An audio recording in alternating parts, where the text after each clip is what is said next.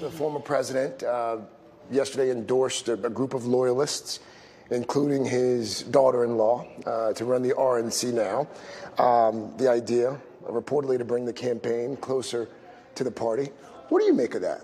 He's just trying to control as much as he can control. But we don't want a king in America. That's the problem.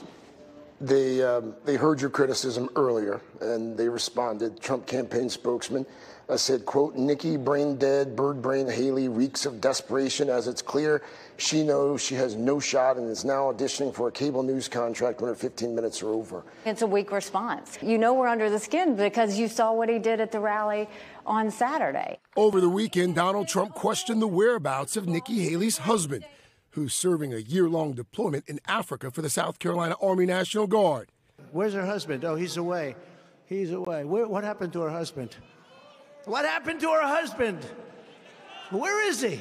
He's gone. You know, to mock my husband, Michael and I can handle that. But you mock one member of the military, you mock all members of the military. But the reality is he's talked about the military for years now in disparaging ways. Suckers, losers, John McCain, Gold Star families. What's different now? What's different this time? Before, when he did it, it was during the 2016 election. Everybody thought, oh, did he have a slip? What did that mean? The problem now is he is not the same person he was in 2016. He is unhinged. He is more diminished than he was. You endorsed him when he ran again. You were a vocal supporter. You were out on the campaign trail. I'm the first one to say I voted for him twice. I was proud to serve America in his administration. But you can go back and look in my book. I cite multiple times, and he knows it, when I called him out for things that he was doing that were wrong. Since I got out of the administration, I have called him out multiple times, which is why he's upset, because he thinks I'm disloyal. I'm not loyal to anyone. I don't do that. What I do is I call it out. If you're right, you're right. If you're wrong, you're wrong. And I'm going to call it out every time. After the most recent attack on your husband and other military families, you said, quote, he's no longer qualified to be president. How do you square that with raising your hand on that debate stage, saying you would support him even if he were a convicted criminal? You all signed a pledge to support the eventual Republican nominee. If former President Trump is convicted in a court of law, would you still support him as your party's choice? Please raise your hand if you would.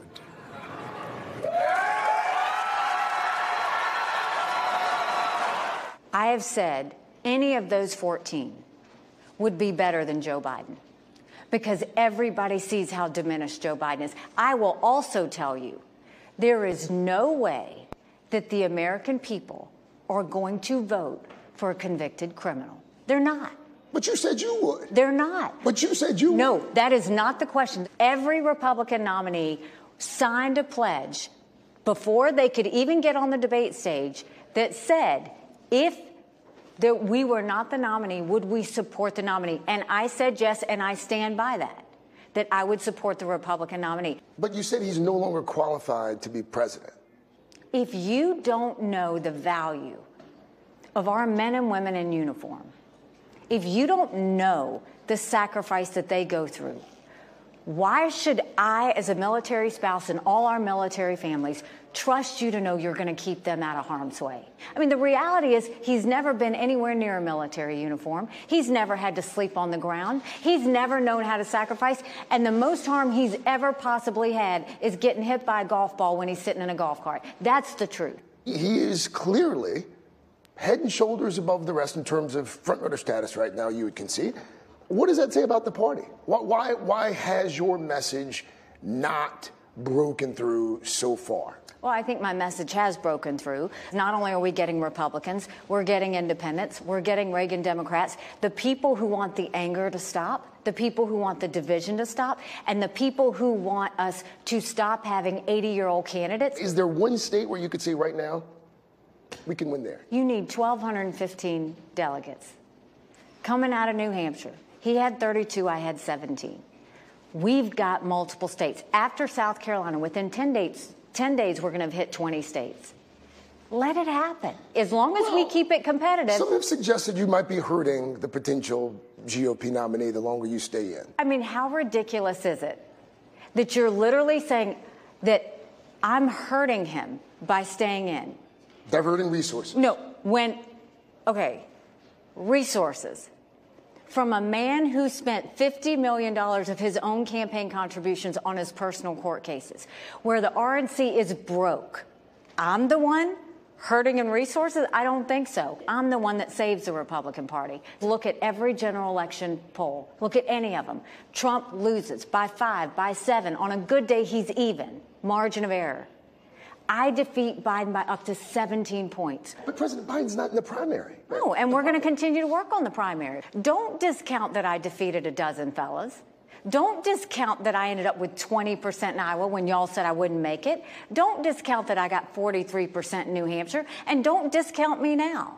Hypothetically, if your former boss is the nominee again, would you serve in another Trump administration? I don't want anything. I don't want vice president. I don't want anything. I am running because, yes, while I thought he was the right president at the right time then, I do not think he's the right president at the right time now. I know what the American people want. They want to be heard. They've been through a lot. They don't see enough money in their wallets. I'm doing this because we have to do something.